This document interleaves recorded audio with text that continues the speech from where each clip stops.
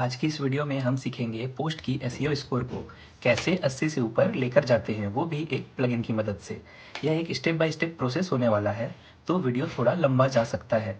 इसमें हम एक और प्लगइन के बारे में भी बात करेंगे जो इस पोस्ट को यूज़र फ्रेंडली बनाने में काम आता है। तो चलिए शुरू करते हैं आज का ये वीडियो। जैसा कि आप मेरे पोस्ट देख पा रहे हैं, यहाँ पे एसईओ डिटेल में एसईओ की ranking 82 out of 100, 83 out of 100, 82 out of 100, 90 out of 100 ऐसा आ रहा है।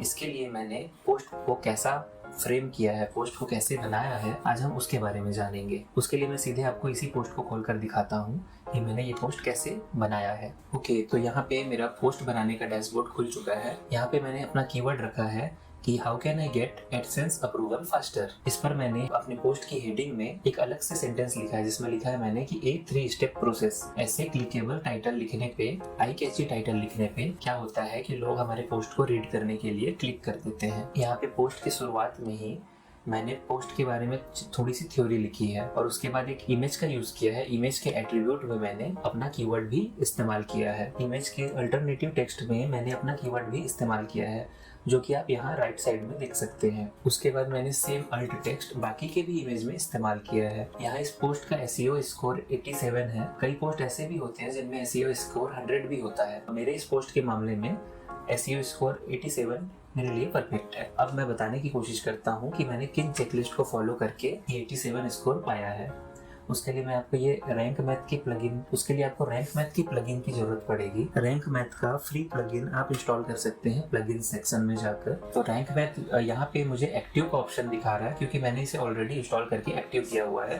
आपको यही वाला रैंक मैथ का प्लगइन इंस्टॉल करना होगा। उसके लिए रैंक मैथ के डैशबोर्ड में हम ये सेटिंग्स देख लेते हैं। यहाँ पे जनरल सेटिंग होता है जिसमें हमको ये एडिट स्निपेट का बटन आ रहा है।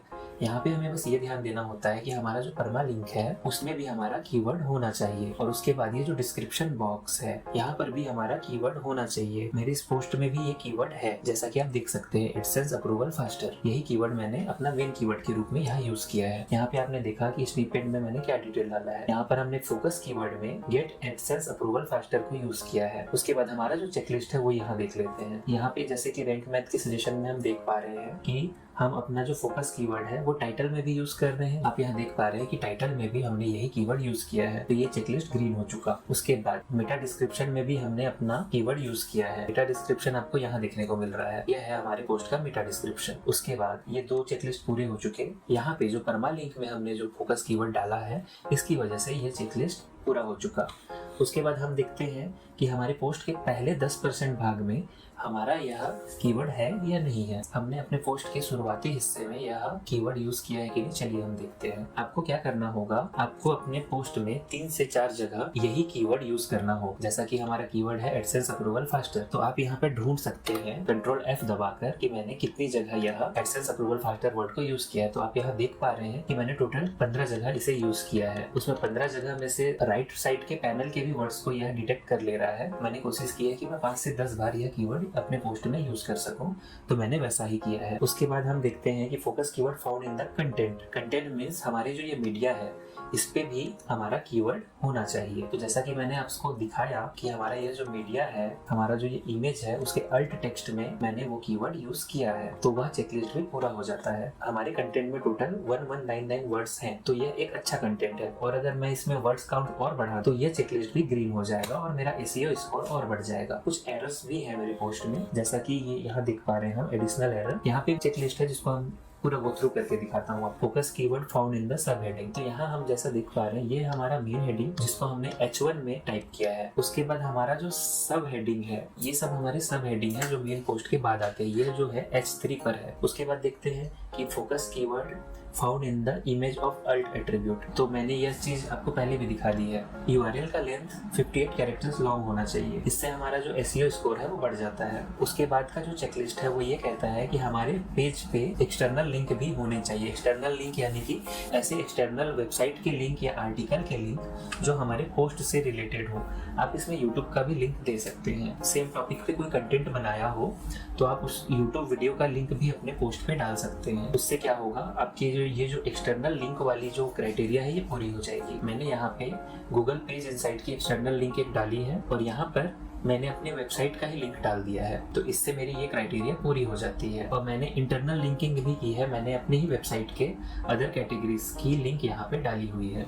उसके बाद में हम देख पा रहे हैं, अगर मैंने अपना फोकस कीवर्ड यूज नहीं किया होता कहीं पर, तो यह चेकलिस्ट ग्रीन ना होकर रेड हो चुका होता। अब यहाँ पे ये जो एरर आ रहा है, use content AI to optimize the post. Content AI एक पेड फंक्शन है रैंक मैथ का, जिसे यूज करने के लिए हमें पेमेंट करना हो। टाइटल रिलायबिलिटी भी आप देख पा रहे हैं कि ऑल गुड है। यहाँ पे क्या क्या चेकलिस्ट होती है ये हम पढ़ लेते हैं। यहाँ पे बताया जा रहा है कि फोकस कीवर्ड है वो टाइटल के बिगिनिंग में होना चाहिए। तो हाँ, हमारे टाइटल के बिगिनिंग में हमारा फोकस कीवर्ड है। हमारा जो टाइटल है वो पॉजिटिव या नेगेटिव सेंटीमेंट वाला होना चाहिए, मतलब इससे हमको लगना चाहिए कि हमें कोई पॉजिटिव या नेगेटिव रिजल्ट मिलने वाला है। तो मैंने यहाँ पे देखिए एक वर्ड यूज किया है, फास्टर। तो यह वर्ड यूज करने से हमको पता चल रहा है कि हमको एक रिजल्ट मिलने वाला है जो कि जल्दी मिलने वाला है, जो एक पॉजिटिव सेंटीमेंट क्रिएट करता है। उसके बाद यहाँ पे दिखा रहा है कि हमारे टाइटल में पावर वर्ड भी होना चाहिए। तो हमारा पावर वर्ड भी यहाँ पर फास्टर ही है, क्योंकि इससे हमको स्पीड का पता चल रहा है कि हमको जल्दी हमारा काम होने वाला है। और अगला है कि मेरे टाइटल में एक नंबर होना चाहिए। तो हाँ, हमारे टाइटल में भी एक नंबर है, एक 3 स्टेप प्रोसेस। इससे हमको पता चल रहा है कि 3 स्टेप में ये काम हो जाने वाला है। तो इस प्रकार से हमारा टाइटल रिलायबल हो गया। और अब हम देखते हैं कंटेंट रिलायबल कैसे होता है। कंटेंट रिलायबल होने के लिए हमारे पास टेबल ऑफ कंटेंट होना चाहिए। तो टेबल ऑफ कंटेंट के लिए मैंने एक प्लगइन यूज किया है, जो क्या करता है, जितने सब हेडिंग्स हैं उन सब हेडिंग्स को एक जगह एक लिस्ट में हमारे पोस्ट की बिल्कुल बिगिनिंग में शो कर देता है, जिससे रीडर को मेरे पोस्ट को एक्सप्लोर करने में आसानी होगी। तो जिससे मेरा यह पोस्ट रिलायबल हो जाता है एसईओ के अकॉर्डिंग। अगला चेकलिस्ट है कि मेरे कंटेंट में शॉर्ट पैराग्राफ होना चाहिए, कि हमारे पोस्ट के जो पैराग्राफ है वो बहुत बड़े बड़े ना हो, छोटे छोटे हो, भले ही वो बहुत सारे पैराग्राफ हो। तो हमने ये चेकलिस्ट भी पास कर लिया। उसके बाद हमारा कंटेंट में इमेज या वीडियो होना चाहिए। तो जैसा कि मैंने कहा कि आप एक्सटर्नल वीडियो या खुद का बनाया हुआ कोई वीडियो अपने पोस्ट में अटैच कर सकते हैं या उसका लिंक दे सकते हैं। तो इससे क्या होगा, इससे गूगल को लगता है कि गूगल के लिए यह पोस्ट एक रिच कंटेंट वाला पोस्ट हो जाता है, क्योंकि आपने इसमें एक्सटर्नल कंटेंट की भी लिंक दी है और आपने यूजर को मैक्सिमम इन्फॉर्मेशन देने की कोशिश की है। ये सारे चेकलिस्ट कंप्लीट करने के बाद ही मैंने ये 87 स्कोर रैंक मैथ में अचीव किया है। और मैंने एक टेबल ऑफ कंटेंट की बात की थी, वह प्लगइन भी आपको मैं सर्च करके बता दे रहा हूँ। उसके लिए आपको लिखना है टेबल ऑफ कंटेंट। तो आपको इतने सारे टेबल ऑफ कंटेंट वाले प्लगइन मिलेंगे, पर मैं रिकमेंड करता हूं कि आप lucky WP table of content install करें। यह प्लगइन एक्चुअली करता क्या है, उसके लिए मैं आपको हमारा एक पोस्ट खोल के दिखाता हूं। इस पोस्ट में हम देख पाएंगे कि टेबल ऑफ कंटेंट वाला जो ऑप्शन है वो कैसे काम करता है। तो यहाँ पे आप देख पा रहे हैं कि टेबल ऑफ कंटेंट वाले प्लगइन ने मेरे जितने सब हेडिंग थे उन सबका एक लिस्ट बना दिया है। और आप यहाँ पे देख सकते हैं कि आप किसी भी सब हेडिंग पे क्लिक करते हैं तो आप सीधे वहीं पहुंच जाएंगे। तो ऐसा जो वेबसाइट का लेआउट होता है वह एसईओ के लिए बहुत अच्छा होता है।